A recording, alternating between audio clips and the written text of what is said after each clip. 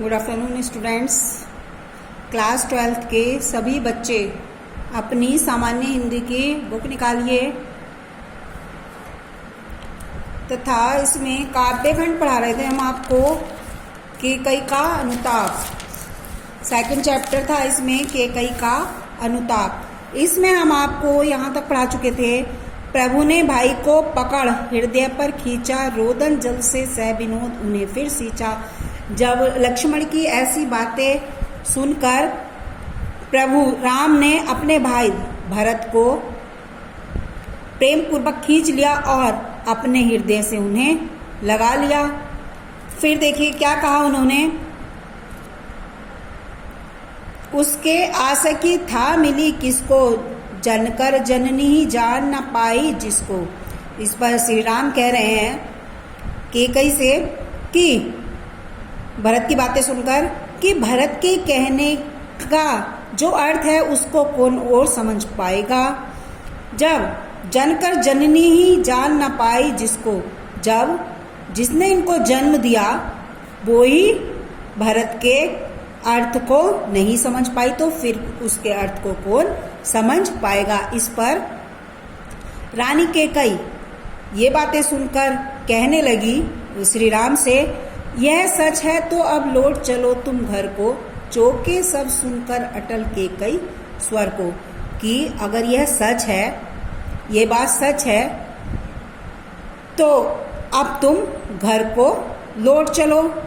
ये बात सुनकर वहाँ जो बैठे हुए सभा दल है केकई की इस बात को सुनकर सभी चौंक उठे और कहने सबने रानी की ओर अचानक देखा, बेधब्य तुषार व्रता यथा विधु रेखा। और इस तरह की बातें जब केकई के मुख से सुनी तो वहाँ बैठे हुए जितने भी सभा दल थे उन सब ने रानी की ओर एकदम अचानक ऐसे देखा, केकई की ओर ऐसे देखा। उस समय रानी केकई जो है वो विधवा के वेश में ऐसे प्रतीत हो रही थी जैसे तुषार वृता, जैसे कोहरे से ढकी हुई चांदनी, कोहरे से ढकी हुई चांदनी होती है। बैठी थी अचल तथापि असंख्य तरंगा, वहाँ सिंगी अब भी थी हाहा गोमुखी गंगा। और रानी केकई वहाँ ऐसे बैठी हुई थी जैसे असंख्य तरंगाओं वाली गंगा अचल रूप से वहाँ बैठी हुई थी। वह सिंगी अब भी थी हाहा गोमुखी, और वह शेरनी होती हुई भी ये गोमुखी गंगा के समान पवित्र थी। हाँ जानकर भी मैंने न भरत को जाना, और कह रही है कि हाँ मैंने जानकर भी, मैंने भरत को जन्म देकर भी इसको मैं नहीं समझ पाई हूँ। तो सब सुन ले, तो अब इस बात को सभी सुन ले। तुमने स्वयं अभी यह जाना, अभी तुमने मुझे जाना ही नहीं है, अभी तुमने मेरे सत्य को जाना ही नहीं है। यह सच है तो फिर लौट चलो घर भैया। अरे ये बात सही है कि मैंने भरत को नहीं समझा, नहीं जाना, तो तुम घर को लौट चलो। अपराधीन मैं हूँ तात तुम्हारी भैया है, हे राम तुम घर को लौट चलो। अपराधी तो बैना, अपराधी मैं हूँ और अपराधी की तरह जैसे तात तुम्हारी मैया। मैं अपराधी हूँ, अपराधिनी हूँ, तो तुम घर को लौट चलो। दुर्बलता का ही सिंह विशेष शपथ है, यदि तुम समझते। पर अबला जन के लिए कौन सा पथ है। यदि एक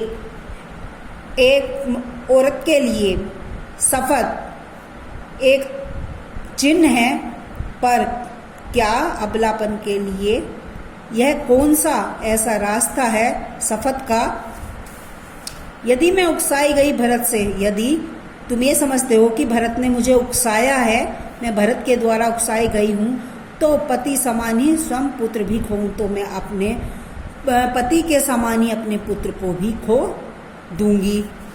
इस ठहरो मत रोको मुझे, कहूँ सो सुन लो, पाओ यदि उसमें सार उसे अब चुन लो। और जन समुदाय के सामने कह रही है कि मुझे अब कुछ भी कहने से मत रोको, और जो मैं कहना चाहती हूँ वो बात सब सुन लो। पाओ यदि उसमें सार उसे सब चुन लो, और यदि उसमें कुछ भी सार तुम पाना चाहते हो तो उस बात को सब चुन लो। करके पहाड़ सा पाप मौन रह जाऊं, राई भर भी अनुताप न करने पाऊं। और मैंने जो इतना बड़ा पाप किया है, पहाड़ के समान इतना बड़ा जो पाप किया है, ऐसा पाप करके भी मैं चुप रह जाऊं, मैं चुप नहीं रहूंगी। राई भर भी अनुताप न करने पर, क्या मैं इतना बड़ा पाप करके भी चुप रहूं और मात्र राई भर के बराबर भी मैं पश्चाताप न करूं, ऐसा न करूं। थी संछत्र शशि निशा ओस टपकाती, रोती थी नीरव सभा हृदय थपकाती। तो जब ये कैकाई जन समुदाय के सामने ये सारी बातें कह रही है, तो उस समय जो कैकाई की बातों को सुनकर रात्रि भी,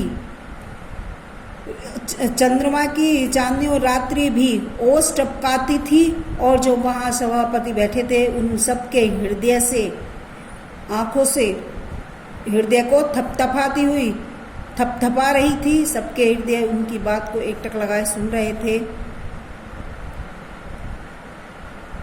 उल्कासी रानी दिशा दीप्ति करती थी, सबने भय विस्मय और खेद भरती थी। तो वो रानी कैकेयी कह रही कि मैंने जो इतना बड़ा पाप किया है, इतना घोर पाप किया है, तो क्या मुझे इतना सा भी मैं राई भर के बराबर भी पश्चाताप न करूं। तो ये सब बातें सुनकर वहाँ जो जन समुदाय बैठा हुआ था, वो रात्रि के समय ऐसे ओस टपका रही थी कि जैसे सभा और सभा दलों के हृदय से रो रहे हों, और सभी का हृदय जो वो उन सभी के हृदय को वो थपथपा रही थी।